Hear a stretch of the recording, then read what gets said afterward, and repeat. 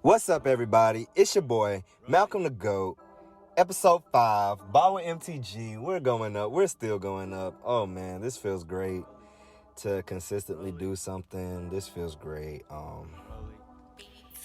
Yeah, let's just continue to see where this goes, continue to keep growing. In this episode, we're going to break down the career of Kawhi Leonard, see how great he really is, how he compares amongst the all-time greats. But without further ado, Ball with MTG starts now. Really catch you by surprise. I put myself on the line, betting on myself 1,000 times. Promise I'm trying to get right. Yeah, to really catch you by surprise. What's good, everybody? I'm back. It's Malcolm the GOAT. Like I said in the intro, this episode is going to be about the quietest superstar of all time in Kawhi Leonard. Where do I even start? I believe that Kawhi Leonard is an all-time great player. I believe his resume already just solidifies him as a Hall of Famer. Of course, but we all know that it's kind of easy to get into the NBA Basketball Hall of Fame.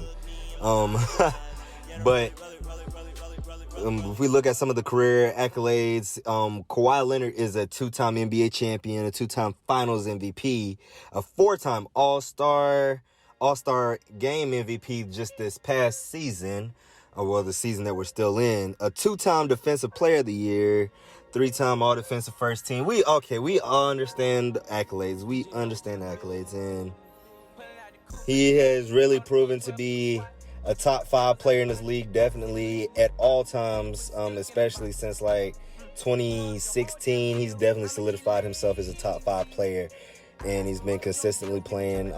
He did suffer a knee injury, had him kind of sitting out for a season, and still kind of suffering from that.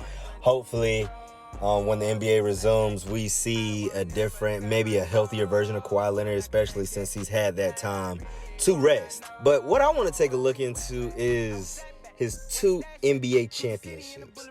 Now, I'm never gonna knock anybody off. I'm not knocking this podcast. I'm not knocking Kawhi off. I am not knocking him off. He deserved those 2 championships. He earned those 2 championships. But I would be lying if I said that a little bit of luck wasn't on his side. Now, we're gonna dive in, especially 2019. That was kind of crazy. That whole Warriors team just kind of went down. But I'm going to start off with the 2014 championship run for Kawhi Leonard, who was the Finals MVP on the San Antonio Spurs team, who still had Tony Parker, Manu Ginobili, Tim Duncan, Boris Diaw, Thiago Splitter, all those guys. Danny Green still had that. And I can see definitely why they won the NBA championship. And I definitely see why they won. But if we take a look and we look at who they faced the Miami Heat. And we all know that the Miami Heat had LeBron, Dwayne Wade, Chris Bosh, Mario Chalmers, all them boys on the team. Udonis Haslem, Mike Miller, Shane Battier. The list goes on. That Miami team is historical. But we go and look back in 2014 after the Heat have been in now they're playing in their 4th consecutive finals. Dwayne Wade is not playing nearly as good as he should be. I mean, and that's mainly due to injuries. We all know Dwayne Wade has been a little injury prone. But yeah, I mean, he was just battling to stay healthy, and the whole that 2013-2014 postseason run, he was averaging 17 points, 4 assists, 4 rebounds.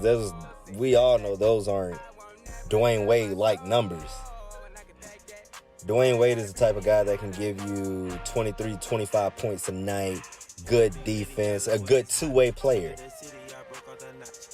who has an amazing mid-range game. But I don't know. I mean, he was dealing with a lot of injuries, and they were really tired. So I'm not saying that that's an excuse.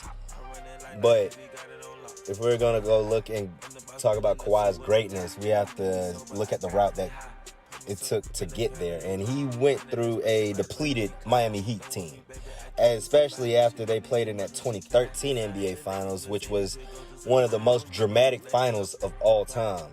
We saw, besides, I mean, the 2016 NBA Finals, that's another dramatic turn of events. But the 2013 NBA Finals, we got to remember that that Spurs team was supposed to win that year. They were supposed to win the NBA Finals that year. They really were. They were supposed to win. We all saw that in Game 6. They had a good enough lead in the fourth quarter. They were already they were already putting the yellow tape around the arena, bringing out the Larry O'Brien trophy, and then Ray Allen happened. And it dramatically turned events, and Miami ultimately, all the momentum went to Miami after that shot. That may go down as the greatest shot of all time. And then we all got to remember, San Antonio did have a chance to win that game, but Kawhi missed the free throws at the end of the game. I mean, he missed the first free throw at the end of the game. We have to remember that. If you're a sports fan and you saw the 2013 NBA Finals, you saw Kawhi Leonard miss that first free throw. That could have potentially won them the game.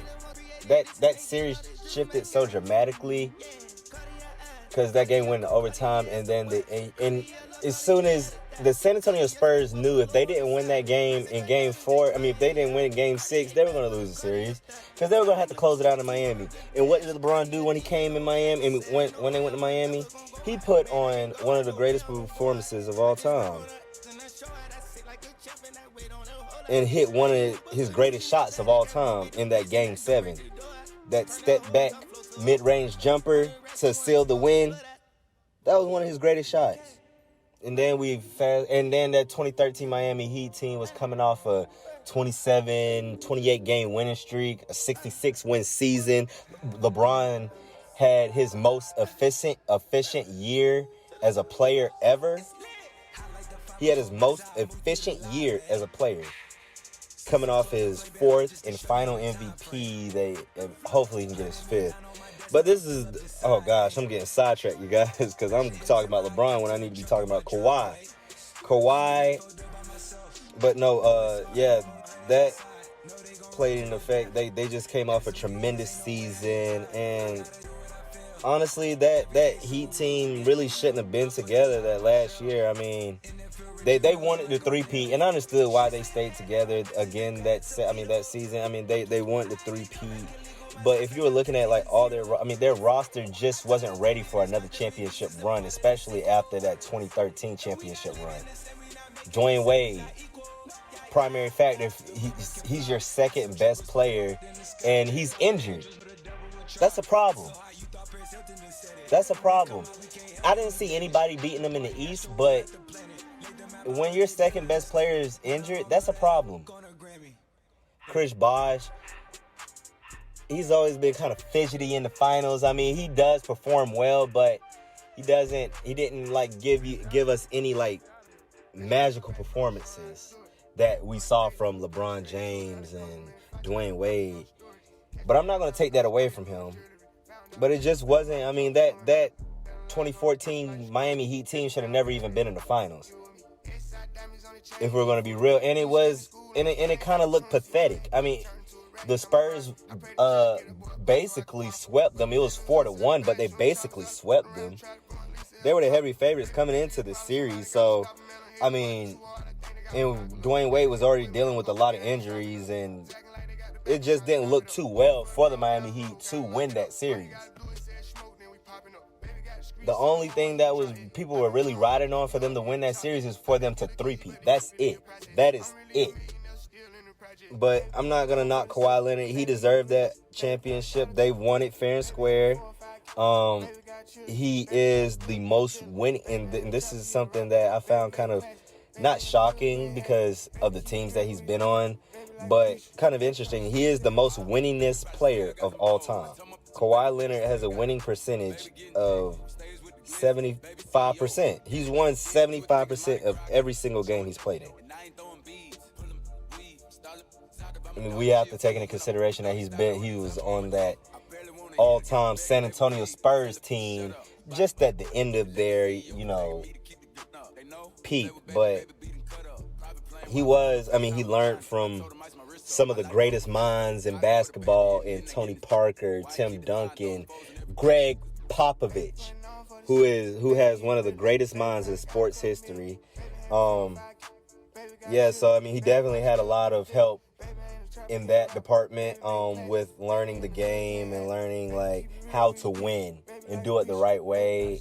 I mean, you can't learn from what other coach? I mean, besides Steve Kerr, Phil Jackson, George Karl, there's only a handful of coaches that you would want to coach you, and Greg Popovich is probably at the very top of that list. So the Spurs obviously saw something in him. I mean, we all know the Spurs are not going to pick up just anybody. They see potential, and they are probably the best organization in seeing the potential because they get the most out of their players. And what they got in Kawhi Leonard, it was the greatest two-way player we've seen in a very, very, very long time. And it took him a while to develop. I mean, we didn't see him really step into that all-star form until after he won that Finals MVP. And I think that may have given him a little bit more confidence, knowing that he could lead a team to a championship. He did. That 2014 Miami Heat team really had no business in being in the finals. So, I mean, I'm definitely not gonna knock him for his championship, but that did kind of play in a part to why he did win that championship. And so now we fast forward from 2014 all the way up to last season, the 2018-2019 season. Kawhi Leonard was fed up with the San Antonio Spurs and how they handled his injury. He immediately requested a trade, and a trade is what he got. It may not have been to the destination he wanted it to be, but he did. I mean, if you wanted a year exchange for a championship, it was no better trade than what happened for him. He went to the Toronto Raptors and instantly turned them into a championship team. They were always a championship team, but they could never get over that LeBron hump. They never, and it was kind of crazy. I mean, it's just like they would have the best regular season. They would go through everybody, beat everybody up. And then, boom, LeBron. DeMar DeRozan. It was Kyle Lowry and DeMar DeRozan just disappeared. And I see why the trade happened. I see why I know a lot of people were mad at first when DeMar DeRozan was traded away, especially because that's the team who he started out with. I mean, you got to be loyal to the team that you start out with. But it was a lot of things that played into effect. I mean, DeMar DeRozan just was not getting the job done. He was underperforming, and Masai Ujiri wanted a little change. I mean, and he got change in Kawhi Leonard, who is obviously a better player than DeMar DeRozan, but also a better leader. More of a silent leader, but a better leader. And we kind of seen that Toronto really just let Kawhi do whatever he wanted. He played when he wanted to play. He didn't play when he didn't want to play. Due to his injury, I mean, I don't know how I feel about it. I don't even want to get into that. But,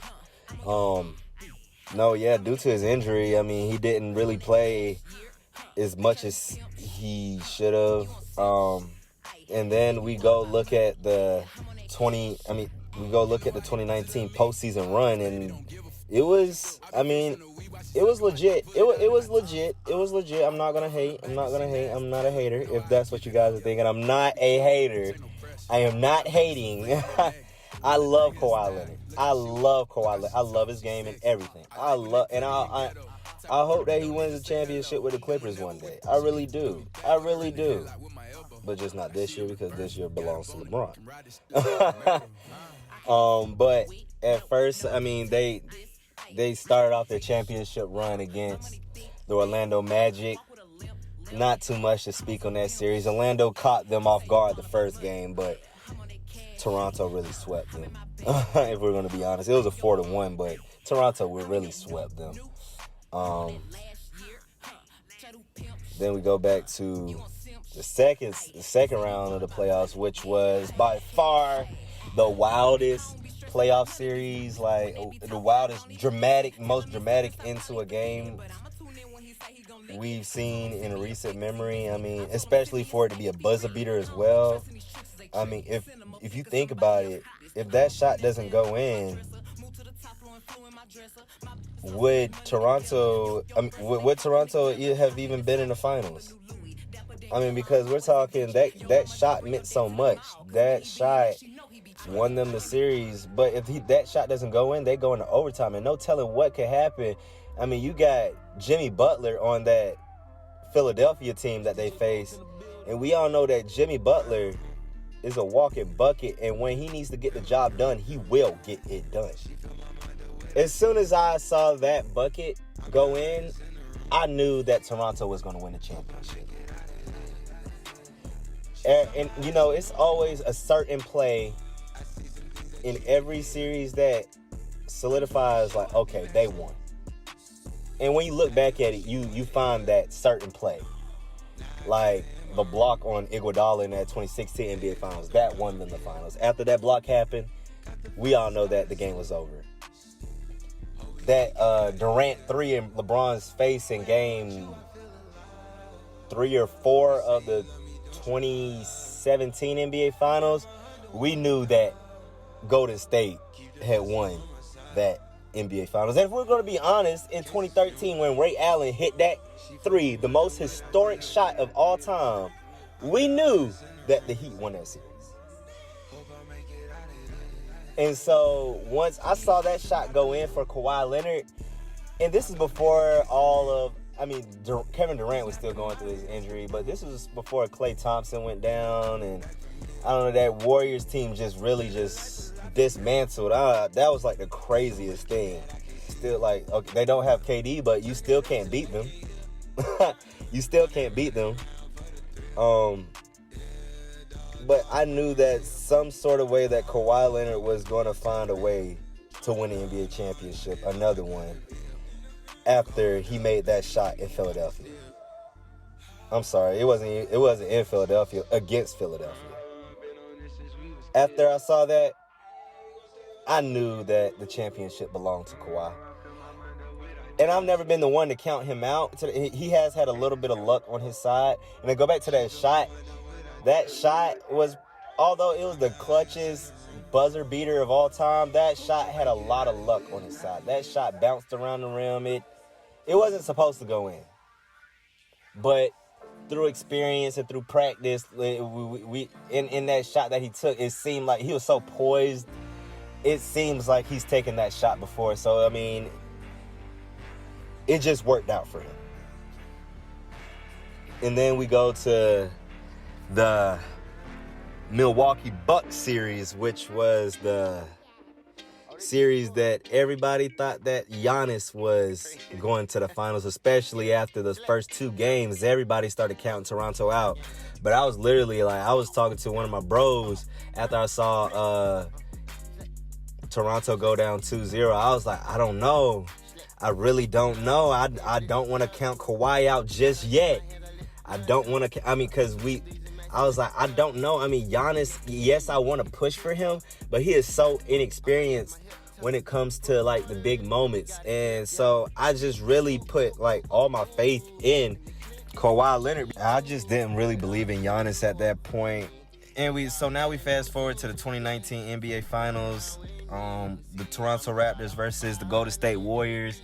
And now we see them kind of fall apart. I mean, we see Klay Thompson tear his ACL, KD rupture his Achilles. Where in the history of the game have 2 of the biggest stars on the greatest team ever go down in back-to-back games? I just never seen anything like that. And I was scared. And I was like, wow, Steph Curry really might be next, because we haven't seen anything like this before. We have never seen 2 stars go down back-to-back. And that really, like, I mean, if even if they had Klay Thompson, I would have given Golden State a shot. But once Klay Thompson went down, I just knew that all hope was lost for the Warriors. I mean, they had a great run. They still continue to have a great run. We're acting like they still don't have great pieces. And then they got Andrew Wiggins, who they're going to transform his game. I can't wait to see what they're going to do with him next season. But to go with the healthy Klay Thompson and Steph Curry, that's going to be beautiful. But I just had no faith in the in the Golden State Warriors winning that championship. So it definitely had to do with a lot of luck that Kawhi Leonard has experienced throughout his career. But I'm not going to take that away from him. He definitely deserved both of those championships. But I'm just letting you guys know. I mean, I know a lot of people are like, oh, Kawhi Leonard is better than LeBron. Oh, LeBron is scared of Kawhi, and those rumors really need to go. Kawhi Leonard is an all-time great player. I really don't know where I would rank him all-time. Definitely top 50, definitely top 50, definitely top 40, top 30, yes. You could make an argument with me for top 20. We're going to have to sit down and talk after that. Yeah, we're going to have to sit down and talk after that one. But he definitely, yeah, I could see if you said that he was top 20. I could see where you could make that argument. I just want to see him win a legitimate championship. I mean, not a legitimate championship because he really did win one, but like to where like the playing field was even. I mean, he's experienced a lot of luck, and I definitely don't take that away from him. But I want to see him in a finals where nothing has been taken away, nothing has been added, and see how he performs. I believe that he can come out on top, but I just need to see him do it. But yeah, guys, I mean, Kawhi Leonard, a rare talent, an all-time talent, a great player, a great teammate. And one day he will win a championship with the Clippers. If you don't think that Clippers team is going to win a championship one day, then you don't know sports. But yeah, that's it for this episode of Ball with MTG, episode 5. Trying to keep that hope alive. Keep the hope alive, guys. Continue to stay safe. Continue to stream my new song, Surprise, out on all platforms. Continue to run those numbers up. Just really love you guys, love the support, love everything that you guys do for me, and I'm going to continue to grind for you guys. What else do I have to say? I think that's about it. I will see you guys on Friday for episode 6. Peace. Really catch you by surprise. I put myself on the line, betting on myself 1,000 times. Promise I'm trying to get right. Yeah, to really catch you by surprise. Tell me how you really